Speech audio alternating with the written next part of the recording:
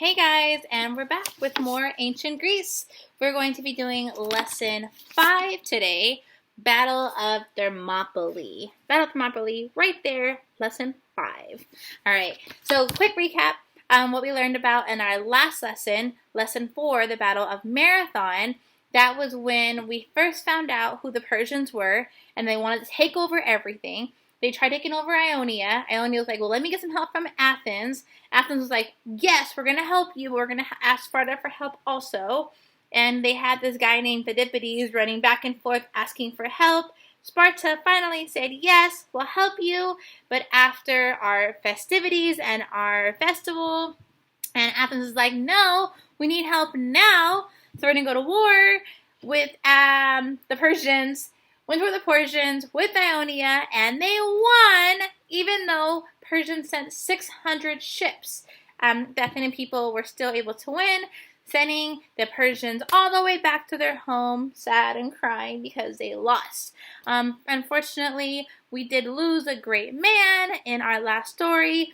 Phidippides, he died because he ran so much, his heart came out. But his famous last words were, "We are victorious!" That is correct. Okay, so that's where we left off in Greece, and now we're lesson 5, the Battle of Thermopylae. Now, unfortunately, not all stories in history are going to be amazing and happy and great. Sometimes they are sad. So we're going to find out today what kind of story this is. So we have our word attack. My first word is going to be Thermopylae. What's for class? Get ready? Yes, Thermopylae. And my next word is going to be the new king, King Xerxes. Who class? King Xerxes. I know it looks different than how you pronounce it, but it really is King Xerxes. All right, so let's go through the lesson. Again, I'm going to read it, and then I'll ask some questions from the story, and hopefully, if you have questions, you can always email me to get a better understanding. All right. So after the Battle of Marathon, King Darius decided he was going to really beat the Greeks. He was so upset that he lost. He was embarrassed because he felt like he always won. And he was sad, and he felt like everyone thought he was dumb because he didn't win. He's used to winning. So not only did he want to beat the Greeks even more now he wanted to destroy them, and he wanted to crush them and make them pay for defeating him. Unfortunately, during all of this, King Darius died. He was an older man and he didn't survive. But he passed on all that hate and anger onto his son, King Xerxes. And King Xerxes had no problem taking over where his dad left off. So now we have a new king of Persia, King Xerxes. King who class? Get ready? Yes, King Xerxes. The Persians decided they were going to go attack Greece again. The Persians marched to a narrow strip of land called Thermopylae. Called what class? Get ready? Thermopylae, yes. And if I go back in my packet again to that map that I had, almost have it. I want to show you where Ionia is again to show you how close we're all and how they're going to change their path this time. Instead of going over the ship, they're going to try and go another way. And this way is important because it's a little strip of land. So their idea is when you're fighting somebody in a strip of land, it's harder for them to get away from you.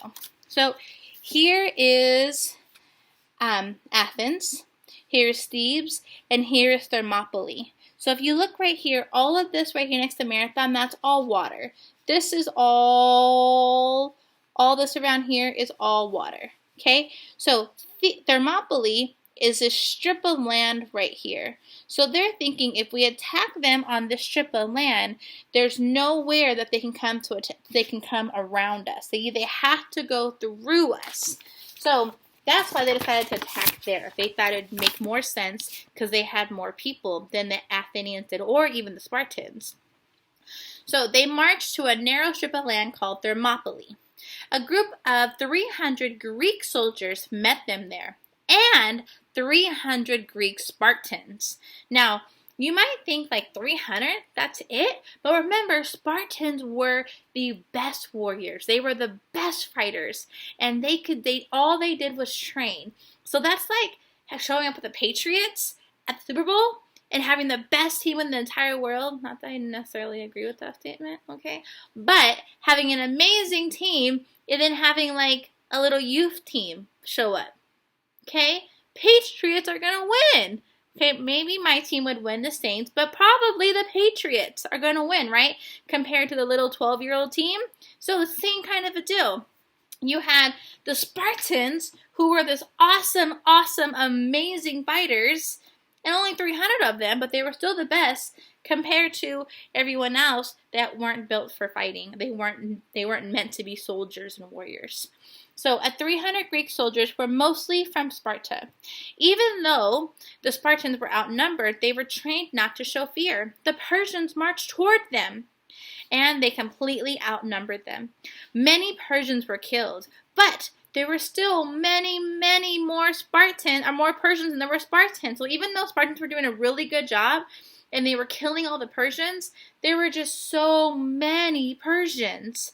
All the Spartan spears broke, so they had to fight with swords and knives, and even their fists. All day long they fought against the Persians. When the sun went down, all the brave Spartans were dead. The battle is called the Battle of Thermopylae, and this is when the Persians finally won and were able to take over. Here's a picture on the back also that talks about Greek soldiers and what they might have worn into battle. I know, it was a sad day.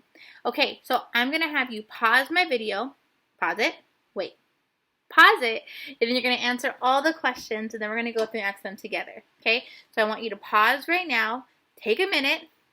Pause. You haven't paused yet. Go ahead and pause. And then I'll come back in a second. Okay. Hoping you paused. Hoping you followed directions. I know if you did it. Kind of no. But here we go. Number 1. After King Darius died, who took over? King Xerxes. Yes, he was the new king. Number 2. The Persians had built up a very huge army. They decided to attack Athens again. This time they landed in a place called what? What was the new place called? Thermopylae. Great job. When they got to Thermopylae, they met how many Spartan soldiers? How many? 300. Great job. 300. Were there more Persians or were there more Spartans? There were more Persians. Awesome. And what do we call this battle? It was called the Battle of Thermopylae. Who lived to the east of Greece who liked taking over land? The bad guys in the story. It was who? The Persians.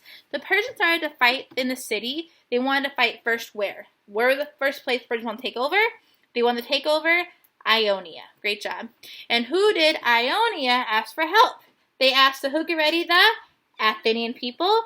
And then the Athenian people asked who for help? The Spartans. So it's Ionia, then Athens, then Sparta. That's number 8, 9, and 10. Okay, number 11. Did these two city-states usually get along? Well, no, not really. But they didn't hate each other either, right? They were willing to help each other when they needed it. But no, they really didn't get along. And number 12, who did they send to Athens? I'm sorry, so this question is wrong in your story. Number 12, it should say, who did they send to Sparta, to ask Sparta? So who did they send to ask Sparta? They sent Phidippides. Great job, Phidippides. And number 13, what did Sparta tell them? They said, yeah, after our party.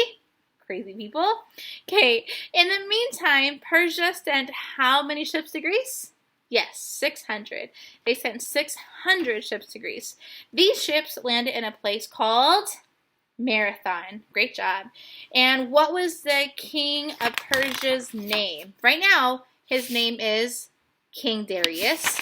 And then, unfortunately, when he passes away, then it's his son. But right now, it's still King Darius. In this battle, it's King Darius. I know it's confusing.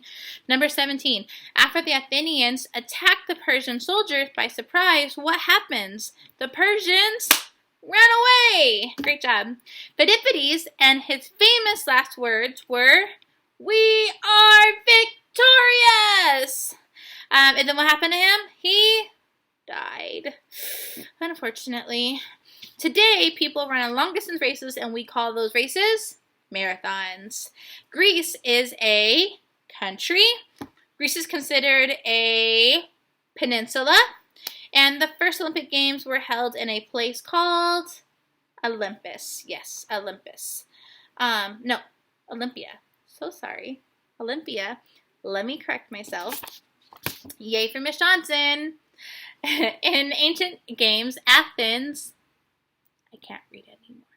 Let's try that again. In ancient games, athletes were given what after winning? They were given a crown of leaves. That'd be interesting, right? In ancient games, who were not allowed to participate? Women. They were just mad we were going to beat everybody, but the women could not do it. Number 26. Which city-state gave us the idea of democracy? That was who? Athens. Great job, Athens. In Greece, who was not allowed to vote? Who was not allowed to vote? The slaves and the women. Hello. That's because we're smarter. Just kidding. We're all equal. And in number 28, in America, you must be what kind of citizen and how old are you able to vote? You must be American citizen and 18 years old in order to be able to vote. Number 29, ancient Greece has given us many what or ideas? Many gifts or ideas. And number 30, the Greeks were the first to organize what and what? They organized schools and hospitals. Schools and hospitals. Turn the page. Number 31. Greeks are also developed mathematical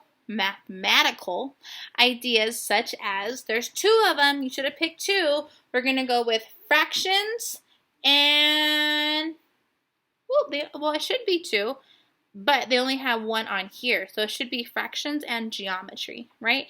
But on the options, they only gave you fractions. Number 32, Greeks were the first to study the human body and learn how it works, right? Number 33, the Athenians were so happy, they sent what to tell the rest of Athens? They sent who? That guy's name was what? It was what? I can't hear you. It was who? Phidippides! Great job, Phidippides. All right, guys. Again, you have another review page to go over everything I just taught you, plus some information that you're going to need for our test that we're going to have in a few days. Yes, you're still going to have a test. Yes, you still need to study. Study, study, study. I want you to know everything about Greece. It is my favorite unit, so keep learning about it. All right, guys. I will see you later when we talk about our philosopher's spa.